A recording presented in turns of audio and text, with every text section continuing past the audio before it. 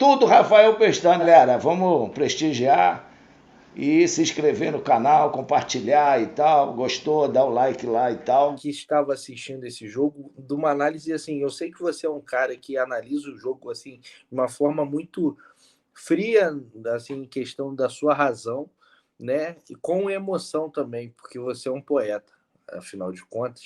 E eu queria que você falasse ali de dois nomes principalmente, três, de Fernando Diniz, John Kennedy e Cano. Queria que você falasse o que viu desse jogo a partir desses três grandes nomes que ditaram a classificação do Fluminense. Bem, uma final, ela não é uma semifinal, né? Ela não é decidida, uma semifinal de Libertadores, ela não é decidida em 90 minutos, né? Ela é decidida em 180 minutos, né? Já no primeiro jogo aqui no Maracanã, o Internacional, pelo contexto de jogo de estar com um jogador a mais, o Internacional já poderia ter feito um resultado melhor aqui no Maracanã. Só que o Kudê teve substituições equivocadas, né? Recuou o time e o Cano, naquele jogo, conseguiu um gol salvador que deixou o confronto aberto para o jogo de ontem. E aí, ontem, o Internacional começou melhor que o Fluminense, já era até esperado, né? Pelo Internacional estar jogando em casa, só dependia de si, de uma vitória, né? Para conseguir a classificação no tempo normal. E o Internacional começou pressionando.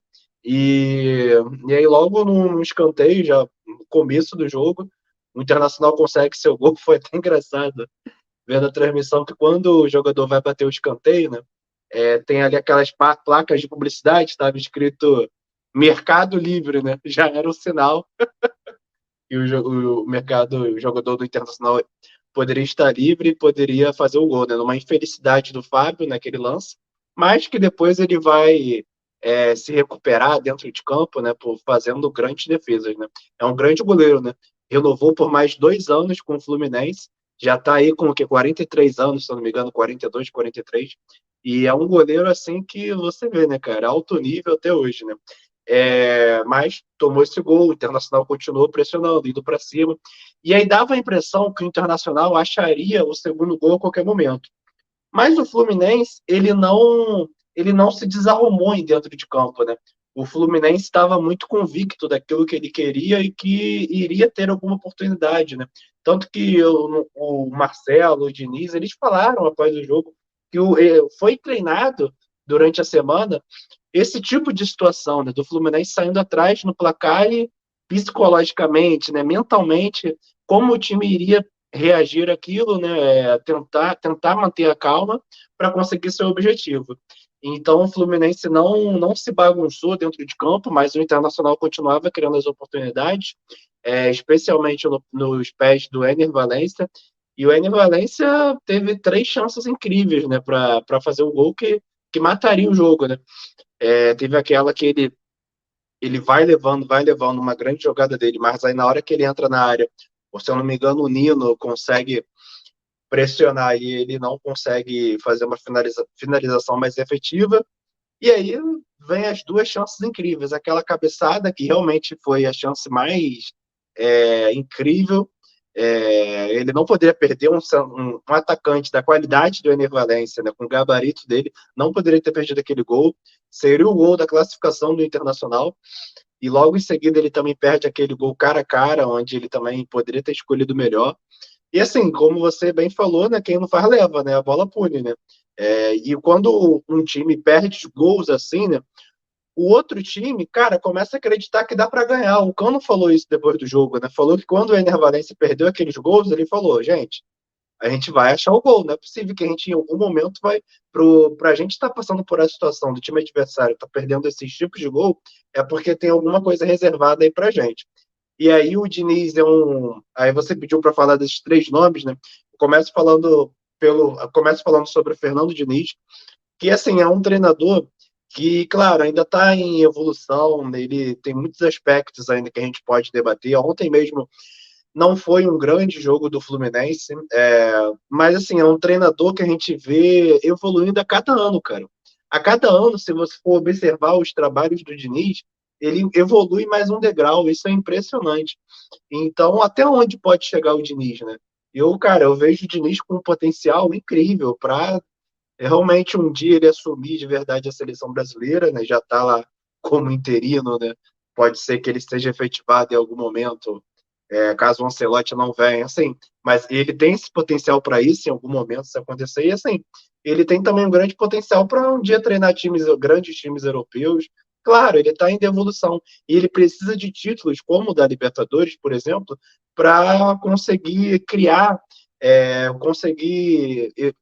cada vez mais um currículo vencedor para que dê a ele essas oportunidades, né? E ontem não foi diferente, o Diniz foi muito corajoso, como ele normalmente é, e ele não aceitava que o Fluminense estava fazendo um mau jogo, né? Um jogo assim, mais ou menos, né? Então ele fez as substituições, botou John Kennedy, botou outros jogadores e foi para cima ele tentou ir para cima do Internacional.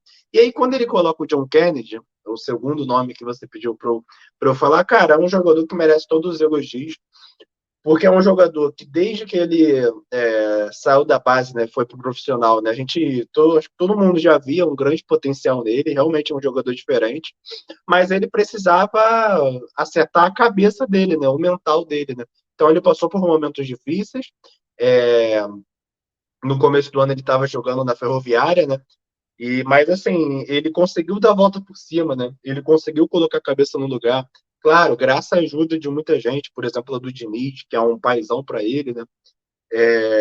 Contribuiu muito. O Diniz é formado em psicologia e o Diniz é um cara muito humano. Ele vê muito bem o lado humano dos jogadores, né? Isso é muito importante. E o Diniz foi muito importante para essa recuperação do John Kennedy, para essa volta por cima. Que a partir do momento que o John Kennedy coloca a cabeça no lugar, cara, John Kennedy é um jogador diferente, é diferenciado, é jogador realmente. Foi um reforço do Fluminense esse ano. Caramba, você pega o time titular do Fluminense, o time titular do Fluminense com Cano, John Kennedy, Ganso, Keno, John Arias, assim, é um time que talvez seus jogadores estejam em um dos melhores momentos da carreira de cada um. Claro, o Ganso, o melhor momento da carreira dele sempre vai ser aquele Santos de 2010, 2011, mas ele vive também um bom momento nesse ano com a camisa do Fluminense. O Cano nem se fala, melhor momento da carreira dele. John Arias, melhor momento da carreira dele. Keno vem jogando muito bem. E assim, o John Kennedy é mais um desses jogadores que está aproveitando muito bem a oportunidade. E assim, John Kennedy é jogador assim diferente para assim, um dia o Fluminense ganhar um bom dinheiro com ele e ele ir também para um clube europeu. Que esse cara, continuando com a cabeça no lugar, eu vejo ele também em bons clubes, né, europeus, né? Ou se ele for continuando aqui no Brasil, né, pode ir também trilhar uma grande carreira, né? Construir uma grande carreira aqui no Fluminense, como ele já está construindo, né? Então, o Fluminense consegue achar o seu primeiro gol de empate com o John Kennedy, né? Numa linda assistência do Cano, e o John Kennedy finaliza muito bem para fazer o gol. E aí, a partir daí, né, o Internacional, ele fica muito sem reação, porque a partir do momento que perde gols incríveis, como o Internacional perdeu, e o time vinha jogando bem, mas perdeu essas oportunidades. Aí se vê tomando um empate, o Internacional nem dá tempo de assimilar o golpe e o Fluminense já consegue fazer o segundo gol. E aí com o Germancano, o terceiro nome que você pediu para eu falar, e a gente realmente tem que falar desse jogador. É um cara diferente. Cano, Germancano. É um jogador, Germancano, é um jogador diferente, é um artilheiro, cara que perde muito pouco gol. É impressionante, ele arrisca mesmo, e quando ele tem uma noção de onde está o gol, e ele não é só artilheiro, ele também dá assistência, como a assistência que ele deu pro John Kennedy. E assim, ele tem um faro de gol, cara, um faro de finalizações difíceis, o cara consegue fazer o gol, é um jogador muito decisivo. É um jogador realmente muito decisivo, que aparece em grandes momentos, assim. Eu não sei como que a Argentina nunca deu uma oportunidade para o Cano. Assim, nunca que eu digo nesses últimos 2, 3 anos, que o Cano está fazendo, cara, uma oportunidade para ficar ali no grupo, na reserva, assim, só para ser testado um pouquinho, porque o que ele faz aqui no Brasil é muito, muito, muito acima da média. E ontem não foi diferente, ele foi decisivo mais uma vez, já tinha sido na semana passada, no gol de empate contra o Internacional, e foi ontem também no gol da virada, E tem sido assim na Libertadores, tem sido assim na temporada, tem sido assim no Fluminense, né? O esquema do Diniz, assim como o esquema de outros treinadores que gostam de jogar ofensivamente, por exemplo, o maior, né, um dos maiores hoje em dia na atualidade, Pepe Guardiola, precisa de um centroavante matador, um centroavante que, quando a bola passar por ele, ele vai conseguir fazer o gol, porque esses tipos de estilo de jogo sempre estão criando oportunidade. Então você vê lá na Europa, na Inglaterra, por exemplo, o Haaland faz gol toda hora, porque a bola passa por ele toda hora. E pela qualidade que ele tem, ele faz os gols. E o Cano aqui no Brasil, na realidade aqui do Brasil, o Cano da América do Sul, o Cano também consegue fazer seus gols sempre que a bola passa por ele. E assim, o Diniz até brincou uma vez, isso é muito engraçado, né? O pessoal, os jornalistas perguntando para ele sobre a diferença dessa passagem do Diniz no Fluminense da outra passagem que não foi tão vitoriosa assim. Aí ele falou, pô, naquela minha outra passagem eu não tinha o Cano, né? E realmente faz toda a diferença quando você tem um centroavante assim tão decisivo quanto o Germancano. E aí a pergunta que eu te lanço, irmão, que eu vi hoje em alguns debates esportivos, eu achei isso Pô, muito se tu interessante. fizer a mesma que eu ia fazer pra tu, eu vou chorar. Faz aí. Eu acho que é mesmo, hein? Se o Fluminense for campeão. É essa, né? Se o Fluminense for campeão da O Libertadores, Cano? onde entra o Cano? Porra. Aqui, ó. Onde entra o Não vai, Germancano na história do Fluminense? não vai dar pra. Aqui, ó. Aqui, ó. Mas eu acredito que você ia fazer essa Cano, pergunta. Cano, tá aqui, ó. Eu já ia lançar essa pra tu, cara. Porra, absurdo. Assim, já que você Cruzamento, fez a né? pergunta que eu ia. Porra, aqui é Bebeto Romário, a gente tem esse troca-troca sempre muito maneiro. Lá ele. Não? Enfim. Cara, eu vou te falar. Eu tava vendo hoje essa questão nessa discussão. É muito difícil. É muito difícil. Muito Assim, difícil. porque assim, a maior, né, se o Fluminense vencer a Libertadores, com certeza vai ser o maior título, né, que a torcida do Fluminense já viu, enfim. Mesmo quem viu Claro, claro. o campeonatos brasileiros, viu a Copa do Brasil, enfim, é o maior título da história do Fluminense e acabar com uma piada, né, que os rivais utilizam. Cara, eu sinceramente acho que não. Por quê? Eu acho que seria o maior jogador da história do Fluminense, talvez, mas o mais ídolo não. Eu acho que, assim, da mesma forma que o Gabigol, se ganhar 3 Libertadores, 5 Libertadores e 7 Mundiais, eu acho que não vai passar o Zico. Né? Eu acho que o Fluminense tem uma diferença que não tem um ídolo, né, que todo mundo fale, né? Tem gente que fala o Rivelino, tem gente que fala o Fred, tem gente que mais antiga fala do Castilho também, que cortou um dedo para continuar agarrando pelo Fluminense. Tem o Assis, enfim, tem alguns Washington. nomes, o Washington, né? Mas assim, tem alguns nomes fortes assim e tal, mas não tem aquela unanimidade.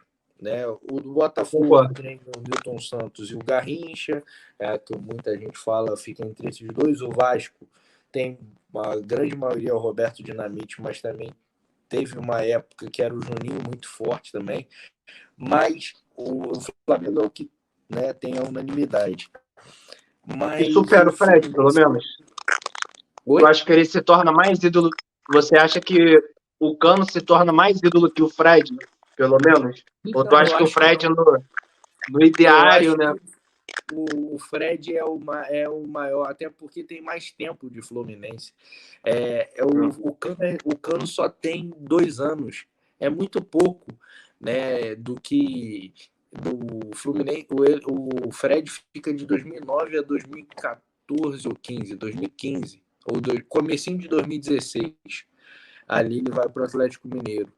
Depois volta. E o Fred era um cara que se posicionava muito, ele era muito líder. Né? E o Cano é mais na dele e tal, um carisma absurdo, essa parada de faz o L, porra, é absurdo, é um carisma mesmo. Mas, Cara, é complicado. Mas é porque, assim, esse time do Fluminense tem, para mim, um grande ídolo. Tem alguns grandes ídolos, caso o Fluminense vá ser campeão. Eu acho que o Fábio vira um maior goleiro da história do Fluminense. Eu acho que seria algo, porra, inquestionável. Eu acho que temos o Marcelo, seria um grande ídolo, né? Por tudo que já ganhou e veio e vencer. O Nino seria um grande ídolo do Fluminense.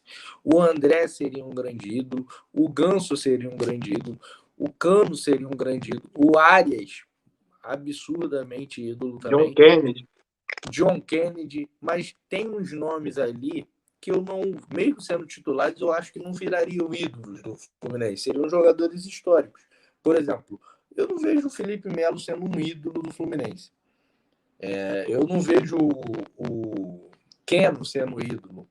Ele chegou agora, tal, joga muito bem, mas enfim, o Martinelli, que entra sempre.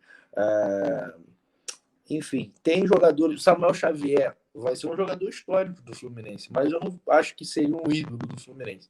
Eu acho que, assim, da mesma forma que em 2019 o Flamengo, porra, passou o carro em todo mundo, era um timaço, pô, tem jogadores que eu não considero ídolos. Por exemplo, o Pablo Mari. Qual é a ligação do Pablo Mari com o Flamengo? Ele passou muito rapidamente, mesmo sendo um dos melhores zagueiros que eu vi jogar no Flamengo.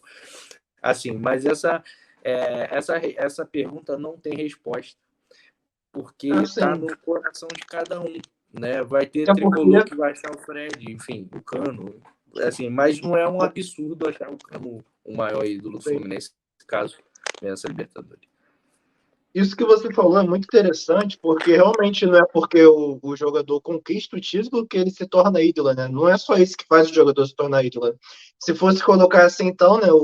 O ano passado o Flamengo ganhou a Libertadores novamente, com o Vidal, Davi Luiz, e nenhum desses jogadores assim, Vidal é longe de ser um ídolo do Flamengo, por exemplo. E aí, mais fazendo essa comparação do Cano, eu fiquei tentando me colocar muito no lugar. E realmente, eu concordo muito com você, porque, por exemplo, se fosse o Botafogo nessa situação, ganhando Libertadores e tal, mesmo assim, nenhum lateral esquerdo nunca seria maior que o Nilton Santos, no imaginário do botafoguense, e nenhum ponta-direita seria maior do que o Garrincha, no imaginário do botafoguense. Mesmo esses caras não tendo conquistado assim, grandes títulos, apenas aquela Taça Brasil em 68 e os campeonatos carioca que na época valiam bastante, né? Os estaduais eram muito valorizados naquela época, né? Mas para o que a gente considera hoje Libertadores e tal, eles não conquistaram isso, mas por tudo que eles fizeram na carreira deles, né? Também com a seleção brasileira, por terem ganhado 3 mundiais, né? 58, 62, 70 com a seleção e terem sido base da seleção brasileira naquele período histórico e glorioso, né? E pelo imaginário, né, que tem Nilton Santos e Ganso, só terem jogado aqui no Botafogo praticamente, especialmente o Nilton Santos, eles não sairiam desse posto de maiores ídolos. Então, quando você fala isso do Cano, e como você citou também o exemplo do Gabigol se comparando ao Zico, é realmente verdade. Essa questão do imaginário é muito importante. Um jogador, para se tornar ídolo do time, não é só título, tem que ter carisma, tem que ter identificação com o clube. E o Cano ainda está construindo isso, como você falou, 2 anos é muito pouco. Claro, né? Até quando o Cano vai ficar aqui o Germancano vai ficar aqui no Fluminense? A gente não sabe até onde ele pode construir essa história com o time, né? Vamos supor que o Fluminense ganhe daqui 3, 4 anos, o Cano continuando aqui, ganhe mais uma Libertadores, ganhe um dia um Mundial. Imagina o tamanho que que o Germancano pode construir, a imagem dele, né? Aqui no Fluminense. A gente não sabe, né? Mas hoje, o Fluminense ganhando essa Libertadores, que tem uma chance de conquistar, né? Eu também concordo com você que o Cano não se torna o maior ídolo da história do Fluminense, mas com certeza se tornará um dos ídolos, né? E um ídolo assim muito respeitado e querido no coração aí dos tricolores, com certeza, assim como alguns jogadores do elenco que você já citou. Concordo muito Eu com a acho sua fala, que, né? assim, assim, sem dúvida nenhuma, o Cano entraria nos maiores ídolos. né? Se tivesse ali uma categoria, maiores ídolos do Fluminense, ali tem vários, né? Tem o Romerito, o Rivelino, o Caixilho, e o Fred. Cano estaria ali. O Fred, mas assim, o maior ídolo assim destacado, eu acho que não. Mas, né, isso se o Fluminense for campeão, porque a gente torce para o futebol Cara, carioca, né? Mas isso vai ser um grande debate entre os tricolores, acredito eu. Eu tenho amigos tricolores, um grande amigo tricolor, o Vitão, ele vê a gente. O Vitão sempre está assistindo nossas lives, o olha aí, Vitor. abraço, abraço. Ele tricolor, ontem estava todo feliz, né? Para ele, o maior ídolo dele no Fluminense é o Fred. Ele é apaixonado pelo Fred, assim, o Fred é... Ele já terminou namoro por causa do Fred, por causa do Fluminense. A história aí é mais barata. Galera, Rafael Pestana é o cara. Eu acho que vocês têm que escrever rápido, porque esse é o cara nota 10.